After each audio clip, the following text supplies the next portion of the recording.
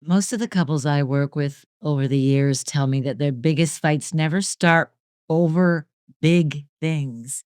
No, they start over the smallest things like shoes left by the door, a tone of voice, a forgotten text. And almost always, this is what it looks like. One of them goes from calm to boiling in 30 seconds or less, while the other shuts down when they see their spouse getting angry, but inside they're fuming also. And neither of them realizes that the problem really wasn't about the shoes or the forgotten text. It was their inability to regulate their emotions in the moment. Their reactions took control instead of them staying in control. And that's where many marriages get stuck, not just in the issue itself, but in the way the emotions spiral out of control. Welcome back to the High Ticket Woman, Debbie Caudle here. Today, we're going to dive into a skill that can make or break your marriage: emotion regulation. We're going to talk about what it is, why it matters, and how the lack of it damages intimacy, as well as some practical ways to get better at it so that your emotions actually will serve your marriage instead of sabotaging it. So, first of all, let's talk about what it is. Emotion regulation is your ability to manage and respond to your feelings in a healthy way without suppressing them, but at the same time, without letting them run the show either. Now, with so many years of working with couples, I've seen a whole spectrum of this. I've seen people who struggle to identify what they actually feel. And so they default to "I'm frustrated." But they're feeling a whole lot more than just frustration. But they've never really stopped to analyze, like, what's going on underneath that frustration. So that just becomes their default word. And that, of course, is what their spouse is responding to. Then I've had other people who let their emotions just run them ragged. Their whole reality is seen through the lens of what they feel. And neither of these things is healthy. Now, it's not about pretending you don't feel angry, sad, frustrated. It's about pausing long enough to choose your response instead of letting it be chosen for you. And again, this shows up everywhere in marriage, in arguments, in stressful seasons, in how you deal with disappointment. It even shows up in how you celebrate. Yeah. Let's start with the scripture. Proverbs 16:32. I love Proverbs. There's so much wisdom in Proverbs. And this scripture says, "Better a patient person than a warrior, one with self control than one who takes a city." Now, think about that. Okay. And remember the time that this was spoken in, right? Where there was a lot of conquering of territories. God is saying self control, managing your emotions, is more powerful than conquest. Now, battles are rarely with, in terms of conquest, battles are rarely, us going outside and conquering territory. Instead, a lot of times the battles are within our marriage. And how much of the time do we focus on being right and proving that our spouse is wrong as opposed to managing our emotions? And one of the worst things that I see is that people assume that as long as they apologize, the other person should be able to just get over that. So if you rage at your spouse, but then you come back and acknowledge it and say you're sorry, that somehow that wipes the slate clean. It doesn't, especially if this is your habitual way of communicating, or if you're the one who always shuts down. And, days later, you say, "Okay, I'm willing to talk about it now."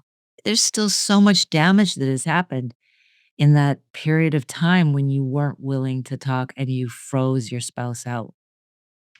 So, what happens when this emotion regulation is missing in the marriage? Well, there's a few things. First of all, escalation. A small disagreement about the tiniest thing turns into a shouting match about everything that's ever gone wrong in the relationship. or withdrawal. Again, one person shuts down emotionally, which leaves the other person feeling abandoned and unheard and ignored.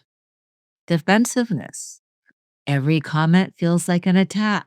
You're always on high alert, waiting to see what's going to come out of their mouth so that you can counterattack because you know it's not going to be good, right? Emotional flooding. Your nervous system goes into fight or flight or freeze, which makes it almost impossible to think clearly or problem solve. Over time, that lack of emotion regulation, it builds a home where neither of you feel safe. This matters so much because emotion regulation is what allows couples to fight without destroying each other. Imagine that. It's what allows you to say, I'm upset or I'm hurt, but I still love you. I still want to be with you. You still matter to me. When that's missing, trust erodes. Your spouse instead starts to believe, I can't bring anything up because you will explode on me or you'll shut down.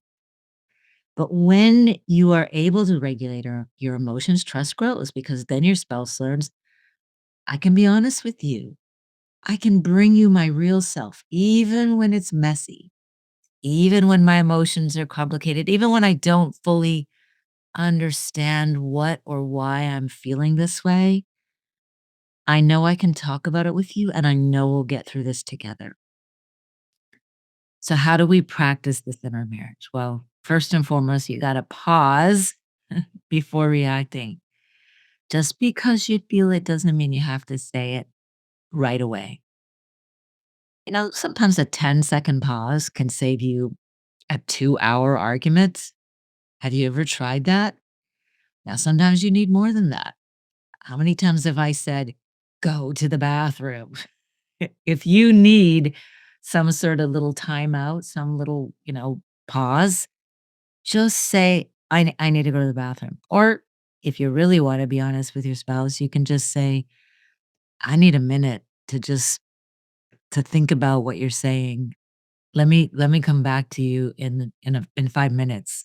Give me, I'm going to just go for a quick walk, or I'm going to run to the bathroom, or I'm going to do whatever, but I'm doing it to give myself time to think and process what you're actually saying, right? Secondly, name the emotion. Say to yourself in that little break, I'm angry or I'm feeling hurt. Don't just default to I'm annoyed or I'm frustrated because underneath that, something else is going on. There's some sort of anxiety, there's some sort of uncertainty or insecurity. You've been hurt in some way, disappointed. Speak to that, name that. Okay. By doing that, it engages your thinking brain instead of your reacting brain. And believe me, the conversation is going to go a whole lot better when you are thinking and not just reacting. Check your body. What's going on physiologically? Is your heart racing? Are your fists clenched? Sometimes the body shows us what the mind won't acknowledge. So, where's that tension? Is there a knot in the pit of your stomach? Something's going on physiologically that if you just pay attention to it, will reveal a lot. And then finally, two more. Choose a calming strategy. Remember, if your central nervous system has been activated, and an argument will do that, an argument will activate the parasympathetic nervous system. Again, the fight, flight, or freeze part of your brain. So, breathing deeply, breathing from your diaphragm, taking a short walk, sending up a quiet prayer to God, using a calming phrase with yourself or with your spouse. We're on the same team. We love each other. We're going to get through this. That can make a huge difference in just de escalating things. And then finally, circle back. Regulating your emotions doesn't mean avoiding the issue. Again, how much of the time do I see this? Oh, she's calmed down now. Phew, we avoided that one, or vice versa. I don't feel as intensely as I did an hour ago, a day ago. So we don't have to discuss this. I don't want to fight again. Well, calming yourself is so that you can revisit the conversation with clarity instead of chaos, not avoid it altogether. Okay. So I want you to ask yourself a few questions. When you're upset, do you tend to explode or shut down? What's your go-to? I know what mine is. I'm the shutdown person. I'm the one who gets quiet, and the world might say, "Oh, she looks moody." Thankfully, Jeff knows me well enough to know that that's not moodiness, that's me processing. That's me working through something in my brain and keeping it to myself until I've figured it out. Now, second question, how does your lack of emotion regulation affect your spouse's sense of safety?